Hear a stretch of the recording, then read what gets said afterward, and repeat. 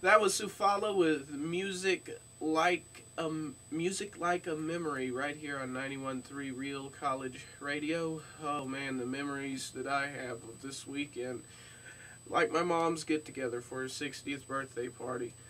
I feel so sorry for my second oldest nephew. He's about 15. He'll be 16 this January.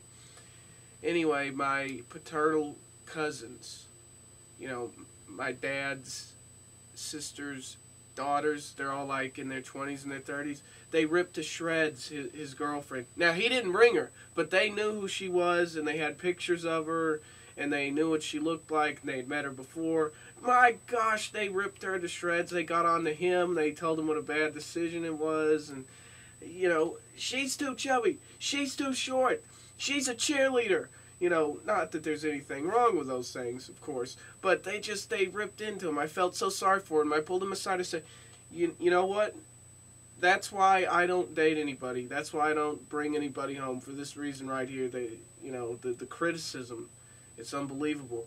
And that'll be the theme for the rest of the show, is girlfriends. And we'll talk more about it in next hour. If you thought Mark Lane Versus was something, last week with the great date, I'll show you an interesting addendum next hour. But for right now, let's get back to the true alternative music with Smashing Pumpkins, A Request on 91.3.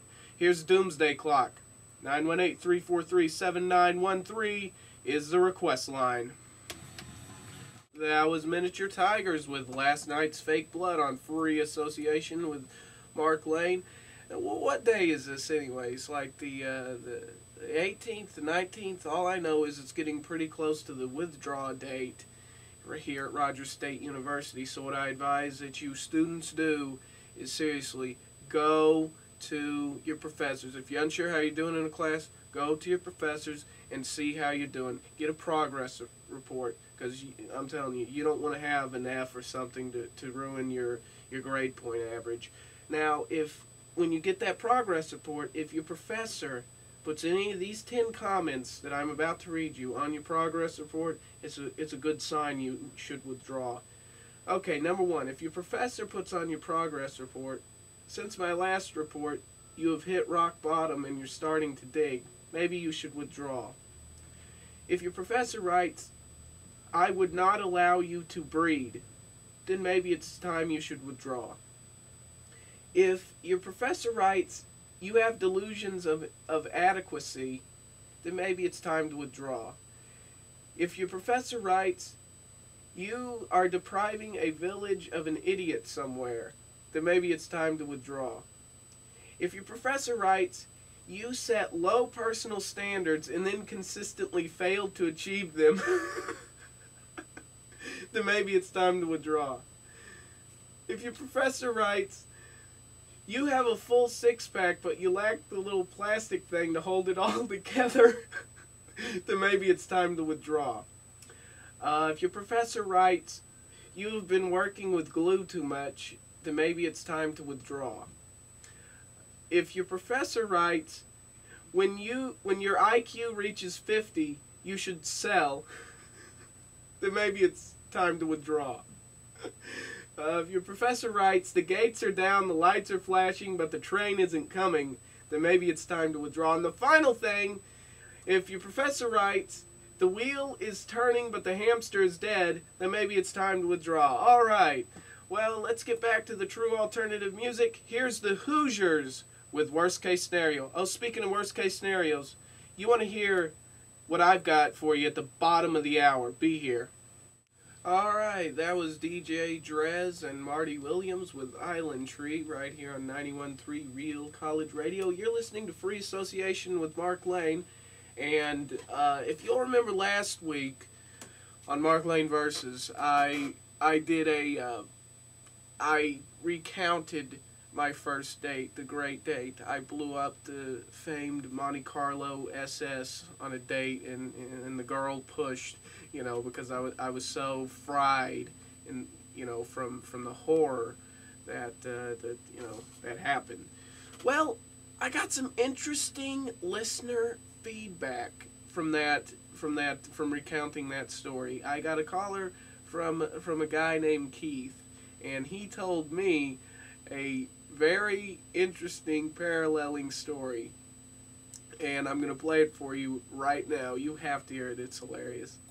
Okay, so when I was in high school, my campus had open campus. So when we was freshmen, when we would go to lunch, you were pretty much limited to a certain amount of restaurants to go to, unless you knew someone that was older or, your brother or sister or whatnot.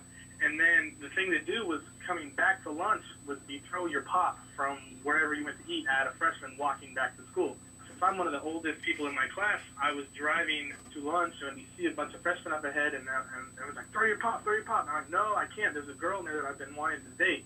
So I pull over and say, hey, you want to ride back to campus? She said, okay. First thing she says when she gets in my car is, don't roll this thing, because I was driving a Volkswagen Beetle, and everyone in the car says, nah, Beetles don't roll. And then as we're going back to school, I see a kid up ahead, and everyone's like, let's do it now, throw your pop now. So I lean out the window, and I throw my pop out the window, and I look up, and the road forks, and I crank the wheel to the left instead of the right, and ended up rolling my bug, like 4 times into this guy's fence. The girl, I never got a chance to talk to her ever again. She was so mad at me for getting her involved in this car accident when she even said not to roll the vehicle. So that was my story about a girl in the car. 91.3. All right, here's the Oxford collapse with Electric Arc on 91.3 Real College Radio. Around the League with Mark Lane. Mark, thanks for joining me, man. Thank you for having me back, Steve. All right, so it worked out so well last time. Figured I'd bring you back. And I got to start out with the NFL, just in general, all these fines that are coming down. You've got fines to Jared Allen for the Vikings, $25,000 for hitting Aaron Rodgers. Goodell seems to be getting out of hand, if you ask me. I don't know what you think. Yeah, I think that the fines are getting to be a little ridiculous. You know, there's no way that these players would have been able to get fined back in the 70s. Or conversely, there's no way players from the 70s would be able to play in today's game because it is such a powder puff league anymore. And that hit that Justin Tuck put on Brooks Bollinger back in the Giants game, to me that was not a late hit at all, but they considered it a late hit. Yeah, and I mean, when it first started with Goodell, he was changing all this stuff. He'd find guys and he was suspending guys, and at first I was like, good, this needs to happen. But now, yeah, it's a lot like the French Revolution. You got the people who were at fault. You got their heads rolling, but now it's just getting out of hand with the amount of heads that are rolling and whose heads are rolling. Okay, now I've got to ask you about the replay deal.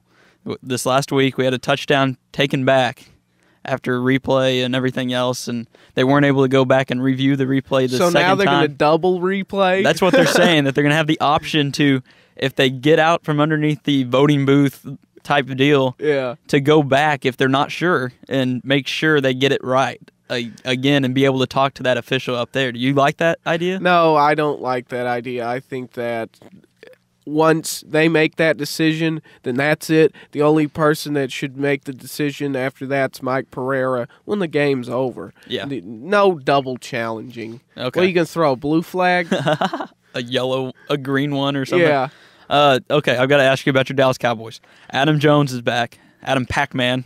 He's Pac-Man. He's Pac-Man. Yeah. How he acts, he deserves to keep that moniker. Yes. He reinstated by the NFL.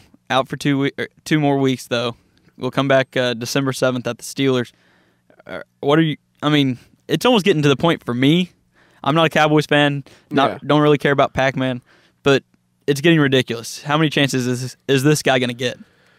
Well, I don't really follow that too much with what Pac-Man Jones does off the field, but yeah, he does seem like the husband that, the wife just gives so many chances to, but he's just a bum and he's probably going to screw up again. That's how I feel about him. Are you, as a Cowboys fan, happy to have him back, though, come December 7th? Well, it's another body. I think that Pac-Man Jones is certainly, he can be better than Anthony Henry. What I would do is I would give Henry a chance. If Henry plays well, then I would not put Jones ahead of the rookies, Scandrick and Jenkins. I'd bring him in just on nickel and dime downs. I wouldn't supplant him for anybody. All right, that's Around the League with Mark Lane. You can listen to Mark on Free Association Wednesdays 2 to 4. Mark, thanks for joining me. You're welcome. Thanks, Steve.